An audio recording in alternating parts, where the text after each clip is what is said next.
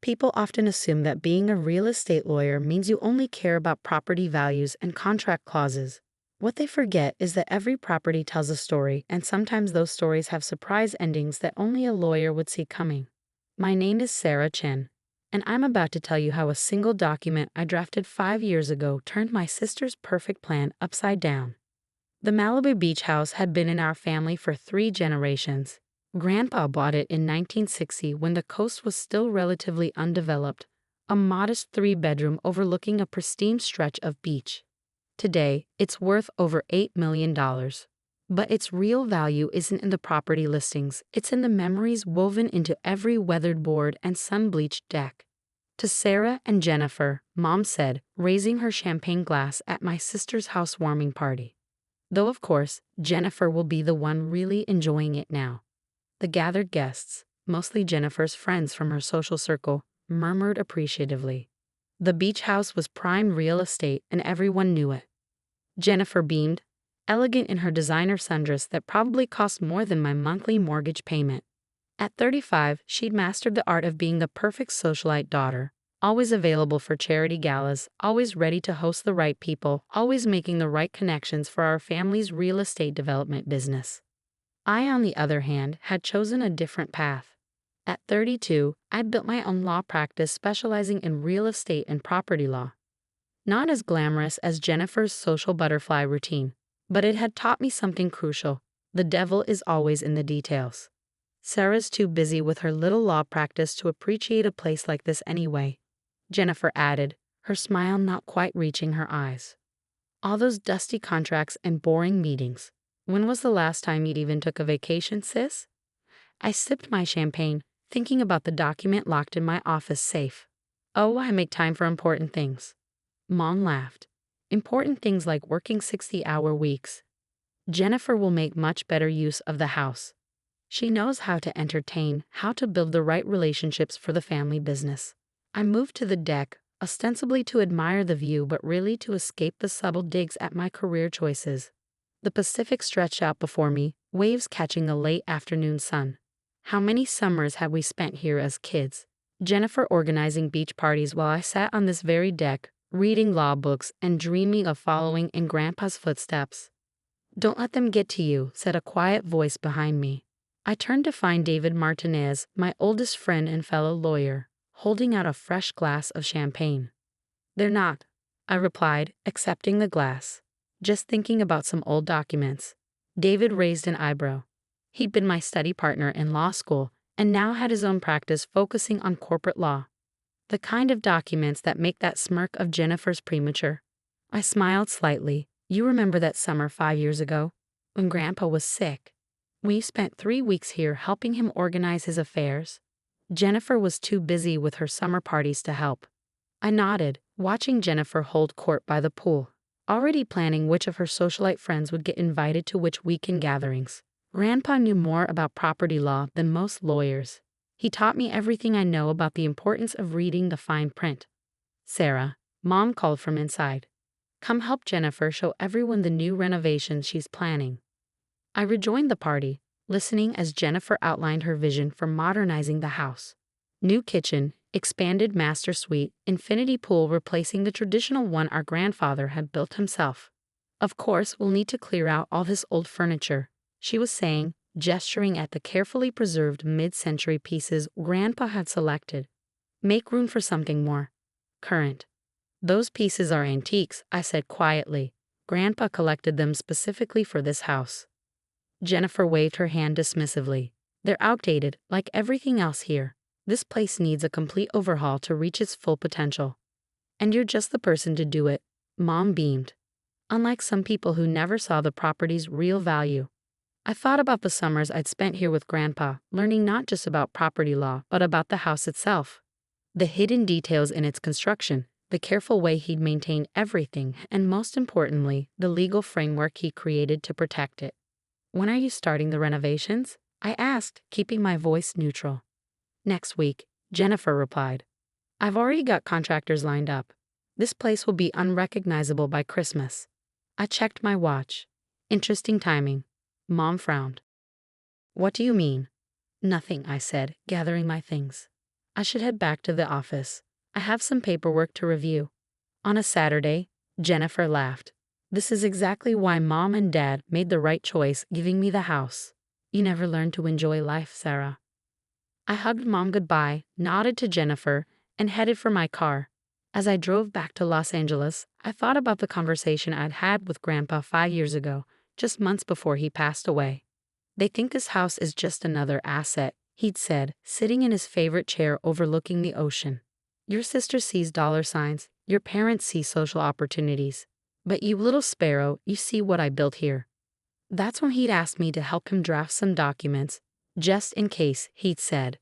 Documents that would become crucial exactly 5 years from the date we signed them. Tomorrow morning. In my office that evening, I opened my safe and pulled out a thick folder labeled Chen Family Beach House, Grandfather's Trust. Inside was the document I helped draft, along with all the supporting paperwork filed quietly with the county recorder's office. My phone buzzed. Jennifer sending photos of fabric swatches for her planned renovation. Going to make this place finally worth something, her message read. I set the phone aside and began reviewing the trust documents one final time. Tomorrow would change everything, but not in a way Jennifer and my parents expected. Sometimes the most powerful weapon a lawyer has isn't an argument or a threat. It's simply knowing what's in the paperwork that nobody else bothered to read. And I had read every word. Multiple times. After all, I'd written them myself, under Grandpa's careful guidance. Tomorrow, Jennifer would learn that her perfect plan had overlooked one crucial detail, the fine print that Grandpa and I had crafted so carefully 5 years ago. The champagne bottles at her housewarming party weren't even empty yet, but her celebration was already premature. In less than 12 hours, she'd discover exactly why Grandpa always said I was the only one who truly understood the value of his legacy. The next morning dawned clear and bright, perfect Malibu weather. I arrived at my office early, the trust documents spread across my desk. Right on schedule, my phone rang at 8:30 a.m. Ms. Chen. It was Carol from the county recorder's office. The 5-year waiting period on the Chen Family Trust expires today. Would you like me to proceed with the recording as specified? Yes, I replied, thinking of Jennifer's renovation plans. Please process everything immediately. By 9 a.m., my office phone was ringing again. This time, it was the contractor Jennifer had hired. Ms. Chen, there seems to be some confusion. We just tried to pull permits for the beach house renovation, but the property records show. Well, you might want to talk to your sister about this. I smiled. No confusion. The records are correct. My cell phone buzzed. Jennifer calling. I let it go to voicemail. Then Mom. Then Dad. By 10 a.m., my phone was lighting up like a Christmas tree. At 10:30, they all burst into my office. Jennifer was still in yoga wear, face flushed with anger. Mom looked like she might faint. Dad just seemed confused. What did you do? Jennifer demanded, slapping a printout on my desk. The county says the beach house is in some kind of trust. That you're the trustee. Not just the trustee, I replied calmly. Sit down, all of you. It's time you learned what Grandpa actually planned for his property. They sat, Jennifer practically vibrating with rage, Mom clutching her designer handbag like a shield. 5 years ago, I began when Grandpa was sick. He asked me to help him set up a special trust for the beach house. He knew exactly what would happen to it if he didn't protect it properly. Protect it from what? Dad asked. From being turned into just another asset to be exploited. I pulled out the trust documents. Grandpa loved that house not for its market value, but for what it represented, our family's heritage, our connection to the coast he fell in love with 60 years ago. That's ridiculous, Jennifer snapped. Property is meant to be developed, to reach its full potential. That's exactly what he was afraid of, I continued. So we created this trust. It had a 5-year waiting period to prevent any immediate challenges after his death. That period expired today. I handed them each a copy of the trust terms. The beach house can never be sold or substantially altered. It must remain in the family, maintained in its original character, available for any family member to use but owned by none of them individually. And I, as trustee, am legally bound to ensure these terms are followed. You can't do this. Jennifer's voice rose. Mom and Dad gave me the house.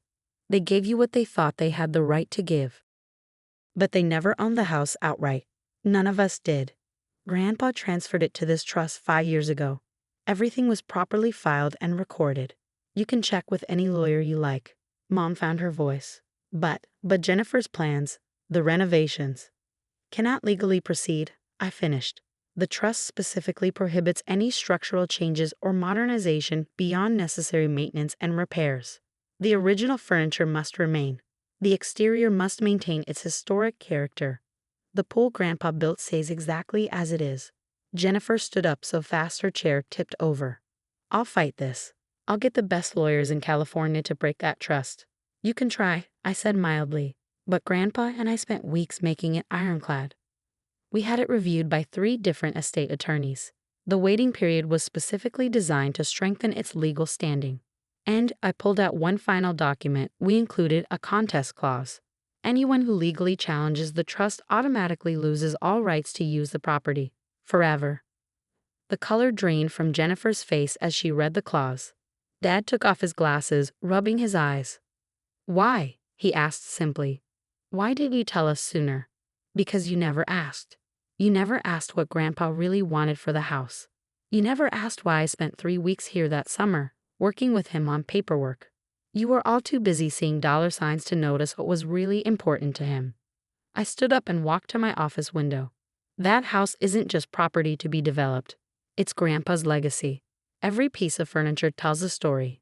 Every room holds memories. He wanted to preserve that for future generations, not have it gutted and turned into another soulless modern mansion. So what happens now? Mom asked quietly. Now the house belongs to all of us, and none of us. Any family member can use it, but they have to respect its character and history. The trust pays for maintenance and repairs from the fund Grandpa set up, and I make sure his wishes are honored. And my plans? Jennifer's voice was small now. Are impossible to execute legally. But you're still welcome to use the house. The real house, the one Grandpa loved. Not some renovated version that erases all trace of him. They left eventually, Jennifer in tears, Mom in shock, Dad looking thoughtful. As the door closed behind them, David appeared in my doorway. That went about as expected, he said, sitting in one of the newly vacated chairs. They'll be angry for a while, I replied. But eventually they'll understand. Grandpa knew what he was doing. Over the next few months, something unexpected happened. Without the pressure to modernize or monetize it, family members actually began to appreciate the beach house for what it was. The original furniture, which Jennifer had dismissed as outdated, started collecting admiring comments from guests who recognized their mid-century value. Mom discovered Grandpa's old photo albums in the library and spent hours going through them, finally seeing the house through his eyes. Dad found himself enjoying morning coffee on the deck, watching the same waves Grandpa had watched for decades. Even Jennifer came around, eventually. I found her one evening sitting in Grandpa's favorite chair, running her hand along its worn arm. I never really looked at these pieces before, she admitted. They're actually beautiful. Grandpa chose each one specifically for this house, I said, sitting nearby. He used to tell me the story behind every piece. Tell me, she asked softly. So I did. We talked for hours that night, about Grandpa's vision, about why he created the trust, about the real value of preservation over profit. A year later, the beach house has become what Grandpa always wanted, a true family gathering place. The trust ensures its upkeep, my legal oversight protects its character, and most importantly, its soul remains intact. Jennifer now brings her friends to admire the original architecture and authentic mid-century furnishings, proudly telling the story of our grandfather's eye for design. Mom hosts family dinners where we use Grandpa's old serving dishes and sit in his carefully chosen chairs. The property's market value has actually increased, thanks to its preserved historic character. But that's not what matters. What matters is that every time I walk through those doors, I can feel Grandpa's presence in every unchanged detail. Last week, I found a letter he'd left in his desk, dated the day we signed the trust documents. My dear Sarah, it read, you alone understood that some things are worth more than their market value. This house isn't just property, it's our family's heart. Keep it beating, keep it true, and remember that sometimes the best way to honor the past is to protect it from the future's hunger for progress at any cost.